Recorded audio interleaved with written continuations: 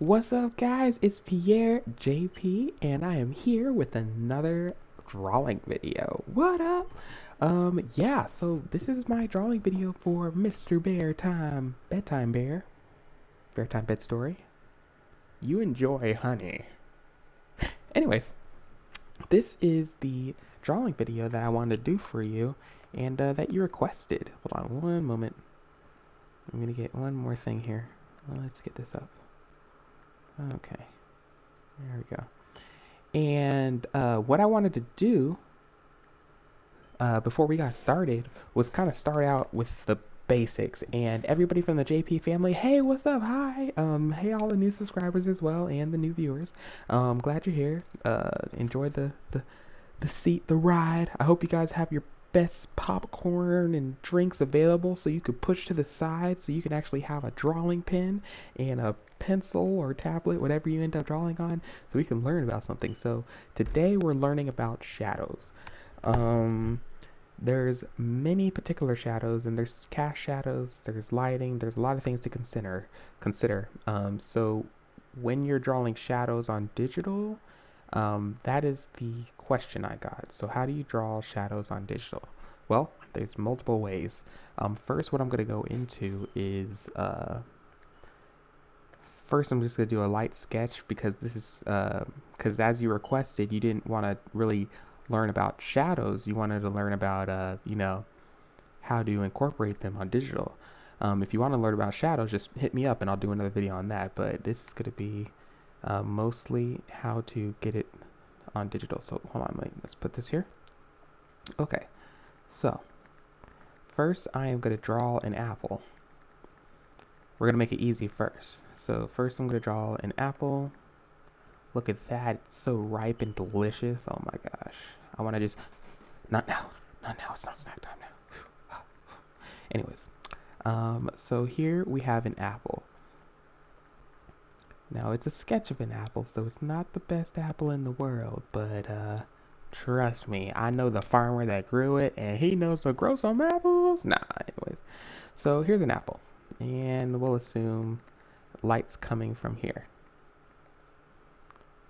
So we got a little bit of shading going on right here.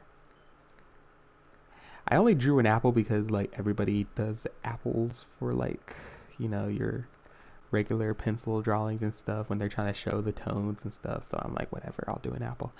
Okay, so what I do first is I lay down a base tone. And if you're not too familiar with colors yet, you may think you are. I even think I am, but I'm not completely familiar with colors. What you can do is get a picture from a real apple. And right here, there's something called the Eyedropper Tool. It even says if you press I on your keyboard, it will go immediately to it. So I'll even show you an example. Here I have my brush tool. I press I, and it immediately goes to the eyedropper tool. So I is eyedropper tool. You can even write that down so you'll eventually know. And what I do is I get the lightest tone that I can find on the apple. Now, it's not necessarily the lightest tone that is hit by the cast shadow. It's the thing between the darkest and the lightest. So here I'll even draw on it here. We might even do this here so you guys can see it. Let's put this tone on the back and right here. So you could still see this, kind of. And here, I'll even bring it over here real quick. Okay. So we're looking at the apple, right? So here we go. I'm going to mark out where the dark tone is and where the light tone is and where we're going to hit it in between. So here you can clearly see, don't worry, I'm going to maximize it out in a little bit too. Here you can clearly see, here along this side, this has a darker tone than the rest, and it kind of looks like a penis, but don't mind that. Ha. Anyways, this has a dark tone right there. And right along this side here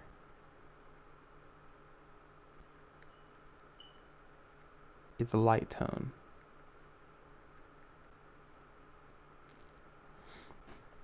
Now, since this is the light tone, actually right around here is the light. Here, let me erase that so you guys don't get confused. Alright, so here's the light tone. Light. I can't even spell light right. Huh. But I can rhyme. Oh shit. This dude, he's so funny. Oh man. Anyways. And here's the dark tone. So here's the light and here's the dark. Now in between is something you kind of want to pick from the color dropper if you're looking for a natural bold color. Now here's the thing. When you're dropping down colors, you want to be as bold as possible. You want to show confidence in that color. Like if you're going to lay down a violet, you need to lay down the violet, and then whatever you do secondary, you need to drop it down like you know what's going on. And I'll tell you what I mean by that in a little bit. But now that we have the pointers up, let's boost up the image. And that's the reason I put it down, because you can't see it as much. So here, we're going to press our I button again. Boop. You don't have to press I, but that'll help you remember the icon for it. And we're hitting right around here, right? So let's boost up the image again. Boom. We're hitting around there, but let me search around. I think we did hit the right spot, so that's pretty good. It's like a reddish orange, purple kind of looking. You can see, if you follow my pointer over here, you can see the little dial right here. It's in between the yellow and the orange, and it's in between the blue and the purple. Almost literally in the middle. So that's going to be our one flat tone, okay? Flat tone. Let's put that over here again. And we'll bring this up a little bit. So you can look at that lovely apple. Makes me want to have a bite. Alright. And so now that we know what our flat tone is going to be, we're going to run this down right here. You should probably use anything that is just a straight color, gives you just a straight dense color. So you can use the dense watercolor brush. You can use, my favorite is this, a soft brush. You could use a marker. Anything really, it doesn't matter as long as it gives you that flat tone. Like, I don't even use that as much, so, oh wait, hold on, wait. So we're just gonna write that down too. We're gonna write down flat tone. So we know this is going to be our flat tone right here.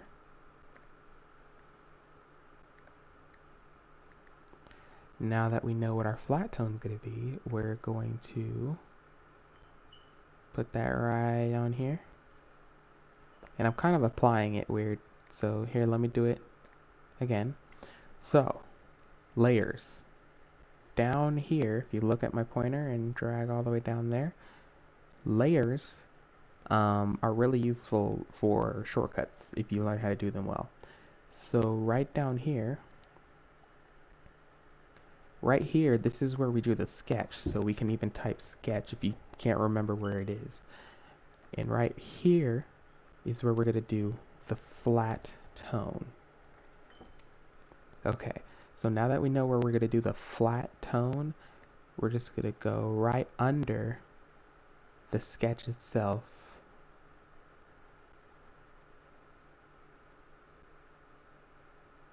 And we're just going to drop that flat tone down.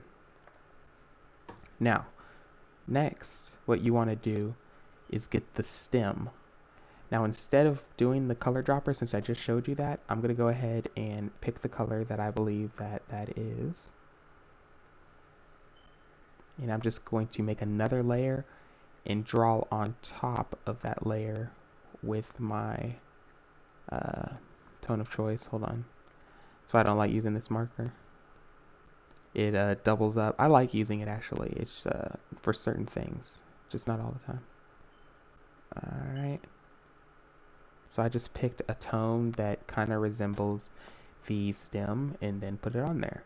Okay, so since light is coming from here, got light all over here. Next we need to choose where we're going to be dropping everything. So let me clean up the apple real quick so it doesn't confuse you guys too much.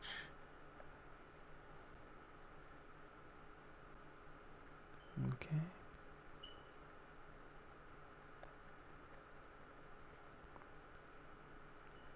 Okay, so there's the apple, nice and cleaned up. Now we need to, here I'll just, no, there.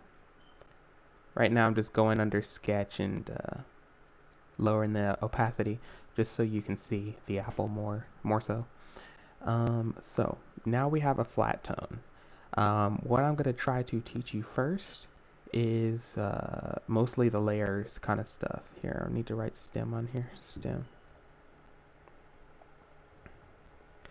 Now, you can do shadows in multiple different ways.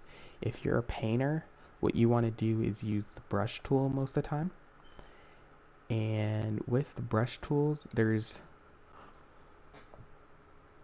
mostly two different ways to use it. Any other way, you're doing a shortened technique. So whenever you're doing a brush tool, what you can do, as you can see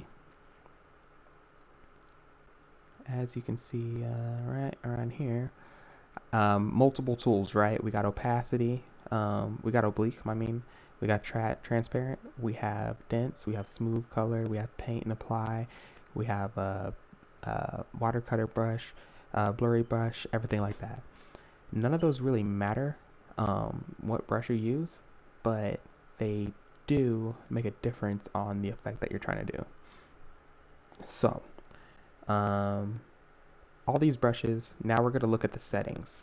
As you can see, we see brush size, opacity, amount of paint, brush density, color stretch, hardness, brush density again, gosh, and then stabilization. All these mean something, but I won't go over that yet. What I mostly want to point out is, do you see down here where we have layer and normal? If I hit that, it has all the options of darken, multiply, color burn, and all these things, they mean something. It basically is an effect that you can put on the photo below. So the photo below is this red apple, right? The flat color we have. So what we can do is actually just on this, turn it into something like multiply. Now what multiply does is it takes its original color that you clicked on. So you see that color dropper I have right here? I just click on that. And if I go over to the transparent layer, not the transparent layer, if I go over to the picture itself, while I am on the multiply layer, this is normal. Our regular flat tone is the multiply. And this is the, look, we're going to put second tone. I put second stone. Must be stoned. No. Second tone multiply. I'll even label it out for you guys. And I spelled it wrong. That's excellent. And yeah, let's keep going. So that's going to be that. And we're just going to go down under it. And you see that? You see the difference that I just made right there? Now you may not be able to see it, but let me do something else special for you. So you saw how I did that technique previously, right? Now I'm going to do this. I'm going to put a little bit of light on it. See that?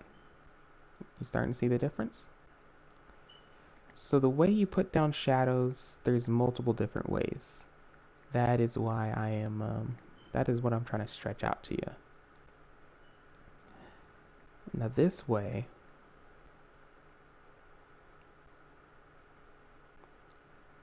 It's a fairly fun, less kind of aggravating way, especially if you know your tones and you're just really trying to figure out the digital system itself so you can, get down to how you use it. This is a less frustrating way. It literally is just like applying film work onto your piece. So let's just say, okay, pretend you have like, here, we'll even use this model right here. So pretend we want to make her into a clown, but we don't want to alter the original image, right? So what we can do is, first we can get a normal tone, normal white, and it won't be too white. We're going to make it a clown face, so it won't be completely white. We're going to put this over her face, and I'm still not alternating the picture below, so everything kind of stays the same. So there we go. So right then, I just turned her skin more of a creamy white color. And then clowns have blush. So what I can do is just put this over and kind of give some redness to her cheeks. And notice I didn't do anything but hit normal. That's all I did, hit normal. And now we're going to let's hit multiply, and I'm using the same blush tone to just multiply the different textures in her skin from darkness. And now I'm just going to give her a big red nose.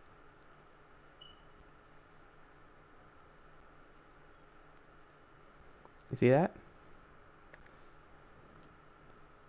Last piece we can do is maybe, there we go. Clowns are always crying about something too. You gotta give them tears. Got clown tears, dog. Just like that, guys. You could turn it into anything. Look how quick that took. I'm using the original image from the bottom to basically create something else. So it's really fun, guys. You should try it out. And let me check on time real quick. So it's been about 17 minutes. So in the next video, I am going to be coloring the skin without the clown nose for you guys on the picture you saw before, right around here. And I'll talk about that a little bit too and show you some cool tricks and techniques. And I'm actually, on that video, I am going to put this on my DeviantArt so you guys can download it and color over it and practice. So that'll be fun. But thanks for the first part of this video, for joining and watching. I hope it helped a little bit. So let's just review what we did. So and here, let me touch this up a little bit so we can go over it a little bit more, so you can actually see.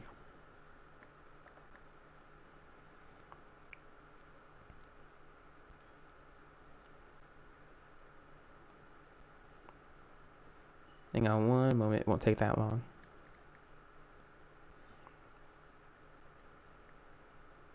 I'm just getting different tones on there.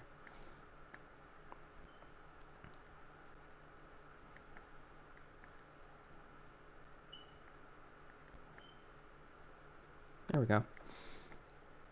Okay, so what we learned in this video, we basically learned how lights and darks kind of intertwine each other.